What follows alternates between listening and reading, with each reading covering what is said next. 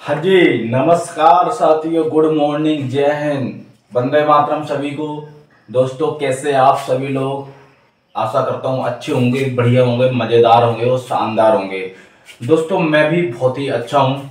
मेरे प्यारे साथियों, कल आप लोगों ने स्टेनो एसएससी स्टेनो का जो एग्जाम हुआ उसके बारे में तो आपने देख ही लिया होगा कि कितनी बुरी कंडीशन करके रखी है एसएससी ने। पहले आश्वासन दिया, लॉलीपॉप दे दिया और लॉलीपॉप दे करके वही फिर से काम, मतलब वो कहते ना, एक बार तो कुत्ते की पूंछ जो है ना अगर सीधी करके पकड़े के रखे रहो ना 2-4 साल, तो उसकी शायद पूंछ सीधी भी हो जाएगी। लेकिन एसएससी एक ऐसी संस्था बन चुकी है कि इसकी पूंछ अब सीधी होने वाली नहीं है। और यहाँ तक कि चाहे अपनी नीतू मैम हो या कोई भी हो, 20 साल का एक्सपीरियंस बताती है, लेकिन उनको कोई एक्सपीरियंस वगैरह नहीं है। मैंने पहले ही बोला था कि टैलेंट की कमी हो, टैलेंट होना चाहिए, एक्सपीरियंस सब मायने नहीं रखता आज की डेट में। और तुम एक दूसरे पर, टीचर्स पर लोग उंगली उठा रहे हैं, आपस में लड़े जा रहे हैं। भाई, तुमको ये नहीं दिख रहा है कि बच्चों का भविष्य है, तुम तो बस अपने बिजनेस पर ध्यान दे रहे हो। नहीं तो मैम, आपको ऐसा नहीं बोलना चाहिए, बस मैं यही कहना चाहूंगा। चलिए दोस्तों, ये सारी बातें छोड़ो और अपने शुरू करते हैं अपने आज की क्लास। एक बहुत ही बेहतरीन क्लास, हिस्ट्री की क्लास, जो सेकंड पार्ट आएगा आज अपनी दिल्ली सल्तनत का। दोस्तों, कुछ पार्ट, एक क्लास अपनी हो चुकी थी, सेकंड पार्ट है और थोड़ा सा रिवीजन करते हैं, उसके बाद में अपन आगे बढ़ते हैं। मेरे प्यारे साथियों, जिस किसी ने अभी तक चैनल को सब्सक्राइब नहीं किया है वो प्लीज जल्दी से चैनल को सब्सक्राइब कर लो और वीडियो को लाइक कर दो। और दोस्तों, वीडियो के लिंक को अपने दोस्तों में सभी जगह शेयर कर दो, ठीक है। चलिए शुरू करें, थोड़ा सा रिवीजन करेंगे, उसके बाद आगे बढ़े। कुतुबुद्दीन ऐबक जब गद्दी पर बैठा, वो 1206 से लेकर के 1210 तक वो शासन करता है। उसके बाद में उसने कुछ हिंदू जैन मंदिर थे उनको तोड़वाया। वो जो कुतुब मीनार थी, कुतुब मीनार के पास में उसने एक मस्जिद बनाई उन मंदिरों को तोड़ करके। और उसके अलावा अजमेर राजस्थान में 2.5 दिन का झोपड़े का निर्माण भी वही करवाता है। तो दोस्तों, इतनी सारी चीजें का निर्माण उसने करवाया। और उसके अलावा उसने, आगे देखते हैं फिर उसके अलावा दोस्तों क्या होता है। 1209 उसके अलावा दोस्तों 1209 ईस्वी में, कब? 1209 ईस्वी में कुतुबुद्दीन ऐबक ने, कब? 1209 ईस्वी में कुतुबुद्दीन ऐबक ने, कुतुबुद्दीन ऐबक ने 1209 ईस्वी में दोस्तों कुतुबुद्दीन ऐबक ने गजनी पर अटैक कर दिया। कहां पर? गजनी पर। तो दोस्तों, गजनी पर उसने क्या किया? गजनी पर आक्रमण कर दिया। गजनी पर क्या किया? तो दोस्तों, गजनी पर आक्रमण उसने कर दिया। किसने? तो ये किया था कुतुबुद्दीन ऐबक ने। कब किया था कुतुबुद्दीन ऐबक ने? तो 1209 ईस्वी में जब उसने गजनी पर आक्रमण किया, तो वहां का जो शासक था उस टाइम पे ताजुद्दीन एल्दुस था। ताजुद्दीन एल्दुस को इसने हरा देता है युद्ध में और गद्दी पर बैठ जाता है। मेरे प्यारे साथियों, होता क्या, जब ये गद्दी पर बैठ गया गजनी के ऊपर पे, और 40 दिन तक अपना हक जमा रखा वहां पर। 40 दिन तक उसने घेराबंदी करके रखी और 40 दिन तक वहां पर अपना शासन करता है, इसको गद्दी से उतार फेंकने के बाद में। लेकिन होता क्या, जहां उसकी ने अपना हक जमा रखा था, गजनी की जो जनसंख्या थी, गजनी की जो जनता थी, वहां की जो प्रजा थी, वो इसको कोई रिस्पॉन्स नहीं देती है। यानी करती है, वो इसको कोई रिस्पॉन्स नहीं देती है वहां की जनता। फिर इसने क्या किया, जब 40 दिन तक वहां पर अपना हक जमा रखा, कितने दिन तक दोस्तों? 40 दिन तक अपना वहां पर हक जमाए रखा। और हक जमाने के बाद में 40 दिन तक मेरे प्यारे साथियों, लेकिन ऐसा कोई रिस्पॉन्स नहीं मिलता है कुतुबुद्दीन ऐबक को। जब इसे कोई रिस्पॉन्स नहीं मिला तो इसने सोचा, अब क्या करेंगे, जब हमको प्रजा ही पसंद नहीं कर रही है तो फिर मैं यहाँ क्या करूंगा शासन करे। तो ये वहां से निकल आता है, वहां से क्या करता है, वहां से निकल आता है और आ जाता है अपने ही इंडिया में, भारत में। फिर यहाँ पर इसने क्या किया, इसके यहाँ पर एक कवि हुआ करते थे, एक संत हुआ करते थे, जिनका नाम था, एक संत हुआ करते थे इसके दरबार में। किसके दरबार में? कुतुबुद्दीन ऐबक के दरबार में एक संत हुआ करते थे जिनका नाम था कुतुबुद्दीन कुतुबुद्दीन कुतुबुद्दीन ऐबक, कुतुबुद्दीन बख्तियार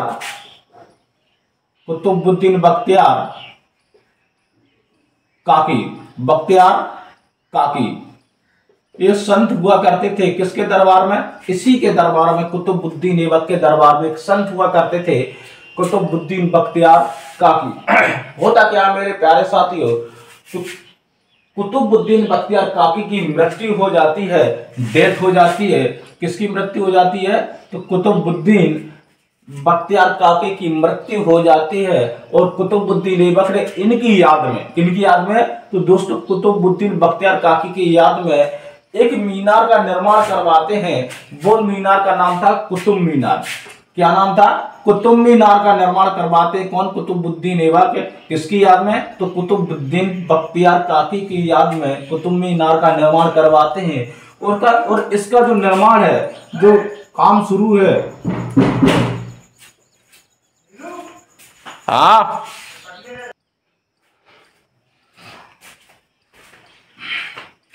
दोस्तों तो इन्होंने निर्माण कब से करवाना शुरू किया था? इसका निर्माण जो है ना, वो निर्माण यानी कि यहाँ पर कहें शुरू कब करवाया था? 1192 ईस्वी में। कब करवाया था? 1192 ईस्वी में। किसका निर्माण करवाना शुरू किया था? तो कुतुब मीनार का। किसका? कुतुब मीनार का। कुतुब मीनार का इन्होंने निर्माण करवाना शुरू किया। कुतुब मीनार को जब इन्होंने बनवाना शुरू किया और इसने कुतुब मीनार को एक मंजिला तक बनवा पाया। किसने? कुतुब मीनार का जब निर्माण शुरू करवाया कुतुबुद्दीन ऐबक ने, तो इसने सिर्फ और सिर्फ एक मंजिला तक ही निर्माण करवा पाया था। कितनी? एक मंजिला तक। एक मंजिला तक इसका कार्य करवा पाया इसने। और एक मंजिला के बाद में इसकी क्या हो जाती दोस्तों? मृत्यु हो जाती। किसकी? कुतुबुद्दीन ऐबक की मृत्यु हो जाती है। और इसका जो कार्य है वो अधूरा ही रह जाता है। किसका? कुतुब मीनार का। लेकिन इसके बाद में होता क्या है? इसके बाद में जब इन्होंने इसका कार्य निर्माण शुरू करवाना किया था, जब इसकी मृत्यु हो गई, एक मंजिला तक ही ये बन पाई है। उसके बाद में जो गद्दी पर बैठता है वो इल्तुतमिश बैठेगा। कौन? इल्तुतमिश। इल्तुतमिश जब गद्दी पर बैठेगा तो इल्तुतमिश अब इसका आगे कार्य निर्माण करवाएगा। किसका? कुतुब मीनार का। कुतुब मीनार का कार्य कौन करवाएगा? अब इसका पूरा कार्य कौन करवाएगा दोस्तों? इल्तुतमिश करवाता है पूरा कार्य। किसका? कुतुब मीनार का पूरा कार्य कौन करवाएगा? इल्तुतमिश करवाएगा दोस्तों। इल्तुतमिश जब करवाता है तो ये 4 मंजिला तक ही इसका कार्य करवा पाता है। 4 मंजिल तक। कितना? 4 मंजिल तक इसने इसका कार्य निर्माण करवाया था। और 4 मंजिल तक इसने कार्य निर्माण करवाया इल्तुतमिश ने। लेकिन होता क्या है मेरे प्यारे साथियों, अब ये तो जीवित नहीं रहा, इल्तुतमिश भी चला गया, अपने तड़ी पार हो गया। लेकिन उसके बाद में क्या होता है? बिजली, एक बार दिल्ली में भयंकर रूप से बारिश वगैरह मौसम बनता है और बारिश होती है। और उसी बारिश में के मौसम में बिजली गिर जाती है। क्या गिर जाती है? बिजली गिर जाती है। और बिजली कहां आकर गिरती है दोस्तों? तो कुतुब मीनार के ऊपर बिजली गिर जाती है। कुतुब मीनार के ऊपर जब बिजली गिरती है, और कुतुब मीनार के ऊपर जब बिजली गिरती है दोस्तों, तो इसकी जो सबसे ऊपर के 2 माले थे, कितने? 2 मंजिल सबसे ऊपर के, वो क्या हो जाते हैं दोस्तों? ध्वस्त हो जाते हैं। क्या हो जाते हैं? ध्वस्त हो जाते हैं। किसके? कुतुब मीनार के। कुतुब मीनार के 2 माले ध्वस्त हो जाते हैं। वो बिजली गिरने से वो तहस नहस हो जाती है। अब होता क्या है? जब फिरोज शाह तुगलक आएगा, फिरोज शाह तुगलक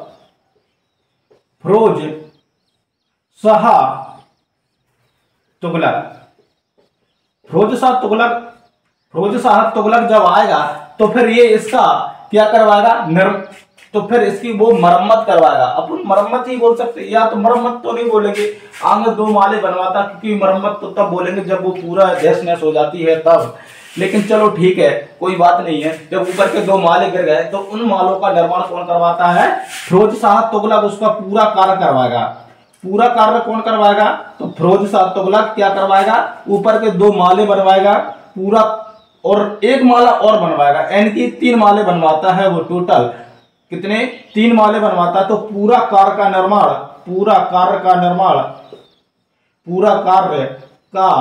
निर्माण कौन करवाता है दोस्तों? तो पूरा कार्य का निर्माण फिरोज शाह तुगलक करवाता है। और आज जो है ना, आज की डेट में जो कुतुब मीनार है वो 5 मंजिला है। कितनी है? 5 मंजिल की है दोस्तों। जब इसका पूरा कार्य निर्माण हो गया तो एक क्वेश्चन और बनता है यहां से, एक क्वेश्चन ये बनता है कि कुतुब मीनार जो है ना, कुतुब मीनार की ऊंचाई कितनी है? कुतुब मीनार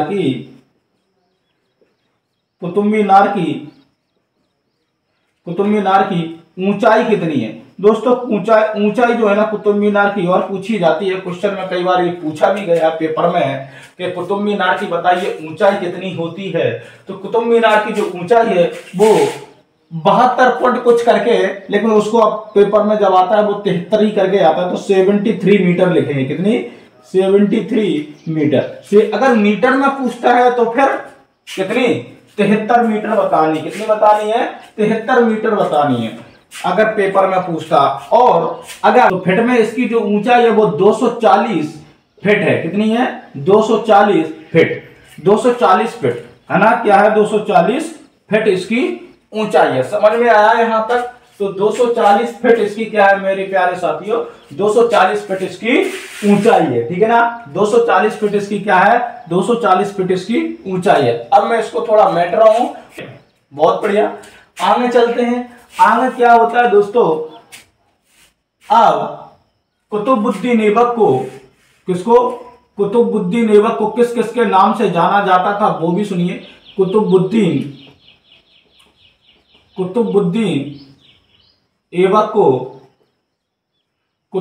ऐबक के अन्य नाम बोलूं या फिर यूं बोलो कि किस किस के नाम से जाना जाता था, तो यहां पर मैं लिख देता हूं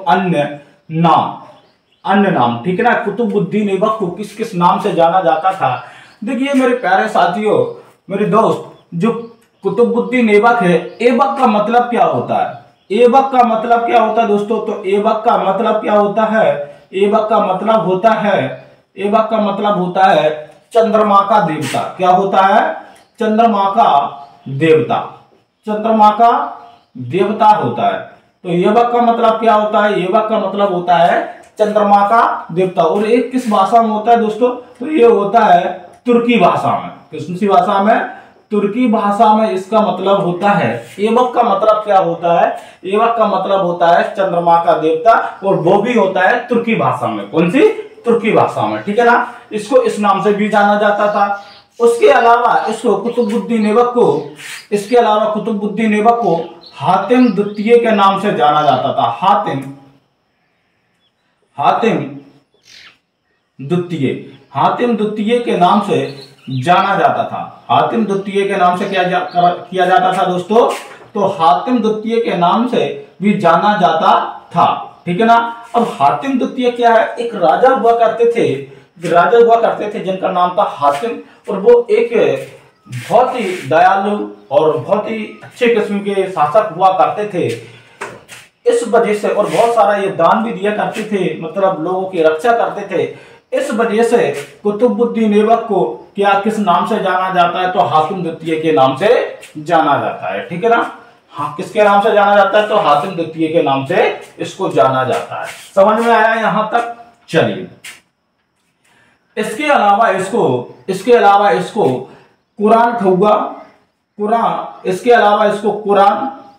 कुरान के नाम से भी जाना जाता था।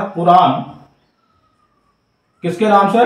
कुरान के नाम से भी जाना जाता था। कुरान के नाम से क्यों जाना जाता था? क्योंकि यह कुरान को जो है ना, कुरान स्पष्ट शब्दों में पढ़ता था। स्पष्ट शब्दों में क्या करता था दोस्तों? तो यह स्पष्ट शब्दों में पढ़ता था। किसको? कुरान को।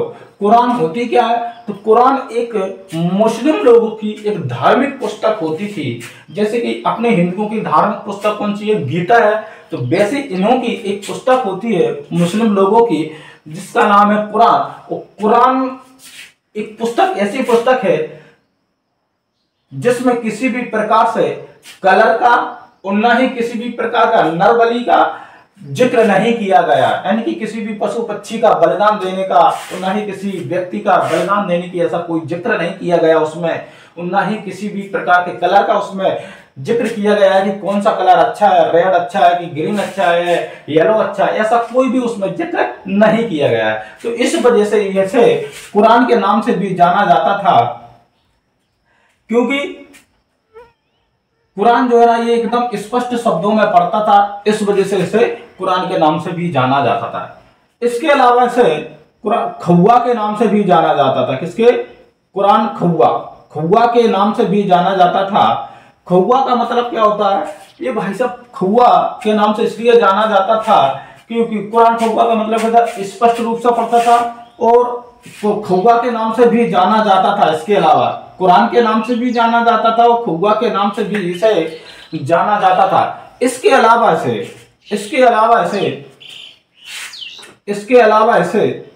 अलावा इसे दोस्तों कुरान खौवा के नाम से भी जाना जाता था। इसके अलावा इसे लाख बख्श के नाम से भी जाना जाता था। किसके नाम से?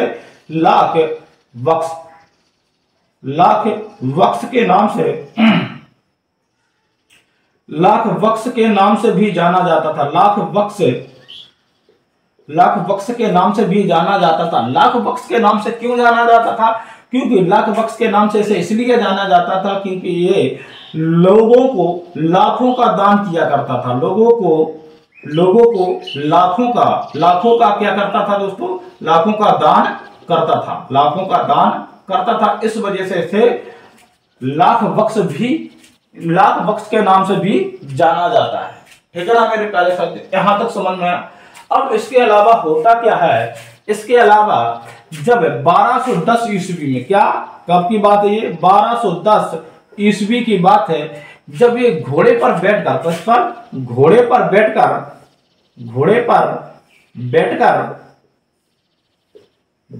बैठकर एक गेम, पोलो करके गेम होता है, पोलो गेम खेल रहा था। कौन सा?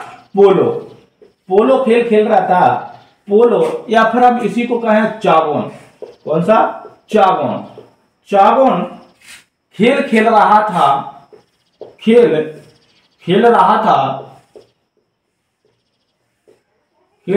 था। तो क्या हुआ दोस्तों, जब ये 1210 ईस्वी में घोड़े पर बैठकर पोलो या चागोन करके गेम होता है, खेल होता है, उसको ये खेल रहा था। अचानक से ये क्या होता है? घोड़े से गिर जाता है, और घोड़े से गिर करके इसकी क्या हो जाती है दोस्तों? मृत्यु हो जाती है। क्या हो जाती है? मृत्यु हो जाती है घोड़े से गिरकर। तो ये गेम खेलते वक्त, पोलो या चागोन गेम खेलते वक्त इस घोड़े से अचानक से गिर जाता है, और घोड़े से गिर करके इसकी क्या हो जाती है? मृत्यु हो जाती है। तो दोस्तों ये था अपना आज का कुतुबुद्दीन ऐबक का पूरा पाठ दिल्ली सल्तनत का। अब इसके आगे जब अपन पढ़ेंगे तो वो इल्तुतमिश पढ़ेंगे। तो दोस्तों अगर आपको क्लास कैसी लगी है, ये अपनी प्रतिक्रिया जरूर दें कमेंट बॉक्स में, और दोस्तों चैनल को सब्सक्राइब और लाइक जरूर करें, उस दबा के शेयर करें। थैंक यू सो मच सभी को।